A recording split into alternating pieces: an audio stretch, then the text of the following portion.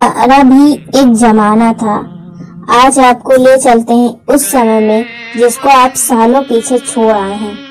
हमें खुद ही स्कूल जाना पड़ता था क्योंकि साइकिल, बस आदि से भेजने की रीत नहीं थी। स्कूल भेजने के बाद कुछ अच्छा बुरा होगा ऐसा हमारे माँ बाप कभी सोचते भी नहीं थे। उनको किसी बात का डर भी नहीं होता था। पास, फेल यानी नापास, यही हमको मालूम था। परसेंटेज से हमारा कभी संबंध ही नहीं रहा। ट्यूशन लगाई है ऐसा बताने में भी शर्म आती थी क्योंकि हमको ढपोर संख समझा जा सकता था। किताबों में पीपल के पत्ते, विद्या के पत्ते, मोर पंख रखकर हम होशियार हो सकते हैं, ऐसी हमारी धारणाएं थी। कपड़े की थैली में, बस्तों में और बाद में एल्युमिनियम की पेटियों में किताब, कापियां बेहतरीन तरीके से जमा कर रखने में हमें महारत हासिल थी। हर साल जब नई क्लास का बस्ता जमाते थे उसके पहले किताब, कापी के ऊपर रद्दी पेपर की जिल्द चढ़ाते थे और यह काम लगभग एक वार्षिक उत्सव या त्योहार की तरह होता था। साल खत्म होने के बाद किताबें बेचना और अगले साल की पुरानी किताबें खरीदने में हमें किसी प्रकार की शर्म नहीं होती थी क्योंकि तब हर साल न किताब बदलती थी और न ही पाठ्यक्रम। हमारे माताजी, पिताजी को हमारी पढ़ाई का बोझ है ऐसा कभी लगा ही नहीं। किसी दोस्त के साइकिल के अगले डंडे पर और दूसरे दोस्त को पीछे कैरियर पर बिठाकर गली गली में घूमना हमारी दिनचर्या थी। इस तरह हम न जाने कितना घूमे होंगे। स्कूल में मास्टर जी के हाथ से मार खाना, पैर के अंगूठे पकड़कर खड़े रहना और कान लाल होने तक मरोड़े जाते वक्त हमारा ईगो कभी आड़े नहीं आता था।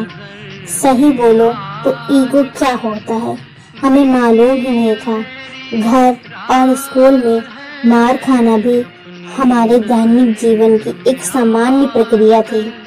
मारने वाला और मार खाने वाला दोनों ही खुश रहते थे।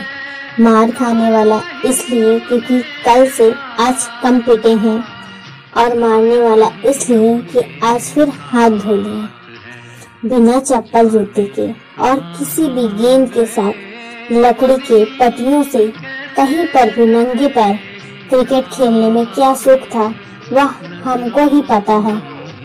हमने पॉकेट मनी कभी भी मांगी ही नहीं और पिताजी ने भी दी नहीं, इसलिए हमारी आवश्यकता भी छोटी छोटी सी ही थी।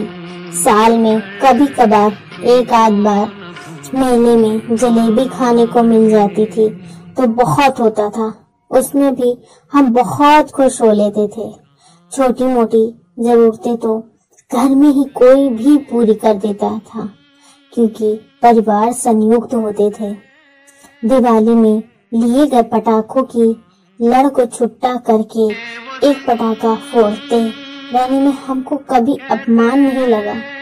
हम हमारे माँ बाप को कभी बता ही नहीं पाए कि हमको आपको कितना प्रेम करते हैं क्योंकि हमको आई लव यू कहना ही नहीं आता था। आज हम दुनिया के असंख्य धक्के और टॉन्ट खाते हुए और संघर्ष करते हुए दुनिया का एक हिस्सा है। किसी को जो चाहिए था वह मिला और किसी को कुछ मिला कि नहीं क्या पता। स्कूल की डबल ट्रिपल सीट पर घूमने वाले हम और स्कूल के बाहर उस हाफ पैंट में मैं रहकर गोली टॉफी बेचने वाले की दुकान पर दोस्तों द्वारा खिलाए पिलाए जाने की कृपा हमें याद है। वह दोस्त कहाँ खो गए, वह बेल कहाँ खो गए, वह चूरन बेचने वाला कहाँ खो गया, पता नहीं। हम दुनिया में कभी भी रहें पर यह सत्य है कि हम वास्तविक दुनिया में बड़े हुए हैं। हमारा वास्तविकता से सामना वास्तव में ही हुआ है। कपड़ों में सिलवटें न पड़ने देना और रिश्तों में औपचारिकता का पालन करना हमें जमा ही नहीं। सुबह का खाना और रात का खाना, इसके सिवा टिफिन क्या था हमें अच्छे से मालूम ही नहीं। हम अपने नसीब को दोष नहीं देते। जो जी रहे हैं वह आनंद से जी रहे हैं और यही सोचते हैं और यही सोच हमें जीने में मदद कर रही है। जो जीवन हमने जिया उसकी वर्तमान से तुलना हो ही नहीं सकती। हम अच्छे थे या बुरे थे नहीं मालूम, पर हमारा भी जमाना था। वो बचपन हर गम से बेगाना था। ये ऐसी कहानी है जिसमें शायद आप सबको अपने बचपन की याद आ जाएगी। आपको अगर ये कहानी अच्छी लगे तो प्लीज कमेंट्स में जरूर बताएं कि आपको ये कहानी कैसी लगी। Thank you.